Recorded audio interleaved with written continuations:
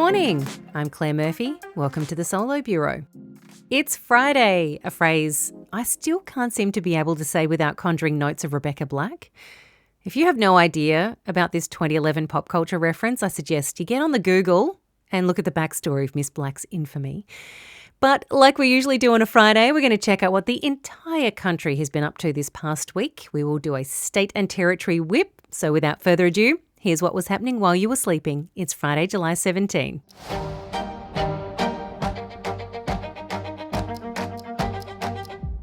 Remember last week when we spoke to Deanna Renee about several drugs that are used to treat MS that were potentially being removed from the PBS? Well, she sent through an update overnight to say that decision has been made for them to remain. Ocrevus, Kesimpta and Lemtrada, which are used to manage symptoms of MS and other related conditions, were in line to be removed from the pharmaceutical benefits scheme due to the manufacturers, Roche, Novartis and Sanofi Genzyme, rejecting a government request to lower the cost of the drugs by up to 50%. If they were to be removed, it would mean treatment for MS patients increased by potentially tens of thousands of dollars a year. Health Minister Mark Butler praised the decision by the Pharmaceutical Benefits Advisory Committee, who met last week to discuss the future of the drugs on the scheme, saying the experts confirmed what the MS community has told us, that there are clinical benefits from continuing to list Ocrevus, Kesimpta and Lemtrada on the PBS to make sure these drugs continue to be available for people that need them at the PBS price. A rapid review to better understand how people were using these drugs will now be completed by December, with the drugs to remain on the PBS while that review is underway. More than half of BHP workers at WA's bulk export terminal have walked off the job in the state's first major industrial action in decades. The action could reportedly cost BHP $50 million in lost revenue and the state itself $6.8 million in royalties as the wage dispute continues. Unions will continue negotiations on Tuesday after the mining giant and combined ports unions failed to reach a wage agreement following a 5-hour bargaining session earlier in the week. A man in his 60s was allegedly set alight by his own son, his body found in front of his Sydney home yesterday morning. Emergency services found the man's body still on fire when they arrived early Thursday. His cause of death is still being investigated. Police believe there had been a break-in earlier in the night with the front door forced open. They allege this may have led to an altercation between the man and a person believed to be his son, after which an accelerant was used to light the blaze. The 36-year-old man was arrested a short time later in a car park of a neighbouring suburb. He required medical assistance for injuries to his hands and feet. If you believe you are at risk of or are using violent or controlling behaviour and you need help, contact the Men's Referral Service on 1300 766 491. Australian Federal Police have released images of items of clothing they're hoping will help them track down victims of an alleged prolific child sex offender. 35-year-old Hamish Tate has been charged with 329 offences relating to the creation and distribution of child abuse material, which allegedly occurred at childcare centres across Sydney. The clothing, which I'll put pictures of on Substack and Instagram, included dinosaur puffer jacket, an outfit with a jumper with a distinctive shoulder pattern, and a white shirt with blue sleeves. The photos are believed to have been taken between 2018 and 2023 at childcare centres in Rouse Hill and Putney. Detective Inspector Emmanuel Sardoulis says the team are looking for even the tiniest clues that might help them identify the victims. Victim identification is painstaking and detailed work. Every image may contain a clue that helps identify a child. Our victim ID team is tenacious, they're committed, and will stop at nothing to identify children who are victims of child sexual exploitation. We understand that families want answers quickly, but we must be thorough to identify every victim to protect the investigation and ensure that families receive the right support. A long-time rep of actor Sam Neill has confirmed that he passed away due to pneumonia. The 78-year-old died suddenly in Sydney on Monday. His rep Philip Gren saying he wished to clarify some details, and with permission from Neill's family, he shared that Sam Neill had passed away from pneumonia. The announcement of his passing came just 3 months after he'd confirmed that he was cancer-free after being diagnosed with a form of blood cancer in 2022. Aussie Olympic snowboarder Valentino Giselli has taken to the waves for a good cause, surfing for 12 hours straight. The Swell Being Surfathon saw the 21-year-old catch waves from 7 a.m. to 7 p.m. yesterday in order to support mental health advocate Blakey Johnston. Giselli and Johnston surfed side by side at the Urban Surf Wave Pool in Sydney. That's today's top stories. Up next, what's been going down in your hood this week? We go state and territory tripping.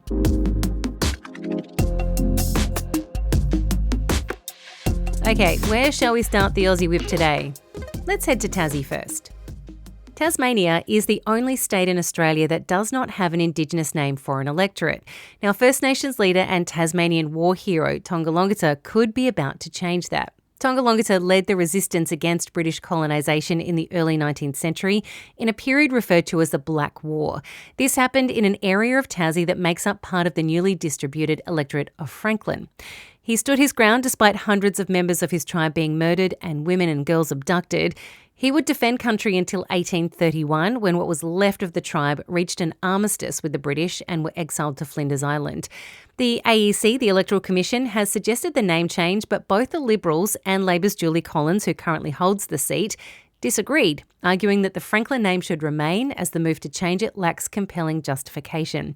The Tasmanian Aboriginal Council also says they were not consulted about the potential name change and that Tonga deserved greater recognition. To South Australia, and researchers at the University of Adelaide, in conjunction with Scotland's St Andrews University, have developed a laser technique to detect methanol in unopened bottles of alcohol. Methanol is tasteless and has no odour, making it difficult for anyone consuming it to know that they're ingesting a poison chemical that's commonly used in cleaning products. It is sometimes illegally added to alcoholic drinks or is accidentally created during backyard distilling processes. Less than 25 mils of it can be fatal, and it causes hundreds of deaths around the world every year, like Australian teenagers Holly Morton Bowlers and Bianca Jones, who both died after consuming methanol while on holiday in Laos in 2024. The new tech uses the laser light to penetrate the bottle, which changes colour based on what's inside.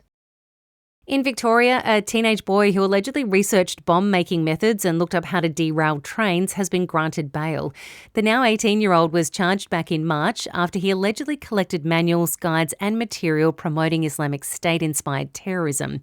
Police intercepted a delivery of an ISIS flag after intelligence indicated that it was destined for a Melbourne address. Counter-terrorism detectives raided his home and seized devices, which they claim contained bomb-making instructions, extremist propaganda and online searches for how to derail trains, synagogue locations and busiest intersections in Melbourne. He'd also allegedly tried to hide his searches using VPNs, dark web indexing and hide my email tools. The teen was granted strict conditional bail that includes a curfew, mandatory police check-ins and to not go within 100 metres of a synagogue. To New South Wales now, and women who are part of a class action against the makers of pelvic floor mesh have headed back to court in Sydney this week to find out why they haven't been paid the money the court agreed on. The decision that went against Johnson & Johnson more than 3 years ago saw thousands of women awarded $405 million for the chronic pain, incontinence and painful sexual experiences that they suffered after the mesh was used to assist with prolapse and leakage. Hundreds of those women have also requested reviews into their individual assessments after the administrator of the settlement deemed that they were ineligible for a payout. After speaking with the administrator, ordering them to update all claimants on the progress of the settlement, Justice Michael Lee allowed any of the impacted women to share their stories. The court then heard accounts of physical injury, psychological distress, relationship breakdowns and financial hardship caused by the impact of the implanted mesh. Some of those victims now require catheterisation to go to the toilet, and others have experienced perforated organs. To the Northern Territory, and a new report shows that Aboriginal businesses made up more than 10% of the gross territory product last financial year, employing 11,600 full-time equivalent staff, more than the local construction industry, and contributing more than $840 million in tax revenue. The Black Print report shows Aboriginal businesses added $3.4 billion to the top-end economy in 2024-25. The Northern Territory Indigenous Business Network CEO, Erebinle and Gomeroi woman Naomi Anstis, wrote in the report's foreword that for too long, Aboriginal economic participation has been framed through deficit language, disadvantage, dependency and gaps to be closed, claiming this report shows that the blame for those gaps not closing is not on the failure of Aboriginal organisations. To Queensland now, and the acting Gold Coast Mayor says he doesn't like their chances of eradicating the fire ant invasion. The city of Gold Coast has destroyed more than 30,000 fire ant nests since 2022, the fire ant suppression team reporting just 13 nests in 2022 to more than 13,000 in 2025. The Queensland Government has helped fund the efforts to try and keep the species from spreading, handing over more than $60 million over the past 2 years. But the pests have infested more than 800,000 hectares of southeast Queensland in recent years, with the ants also detected in northern New South Wales and central Queensland. Fire ants are considered one of the world's most destructive invasive species. The aggressive pests are known to swarm in huge numbers and sting when their nest is disturbed. Their bite is incredibly painful and can leave scars. It can also cause more vulnerable people to go into anaphylactic shock. They also outcompete native insects, can kill young animals, and have been known to swarm and blind or even kill livestock. Finishing off in our nation's capital today, the interim Vice-Chancellor at Canberra's Australian National University has apologised to Jewish staff and students for not assisting them to feel safe during pro-Palestinian protests on campus. Professor Rebecca Brown was being questioned as part of the Royal Commission into Anti-Semitism and Social Cohesion this week when she was asked if she would like to make a statement on behalf of the university.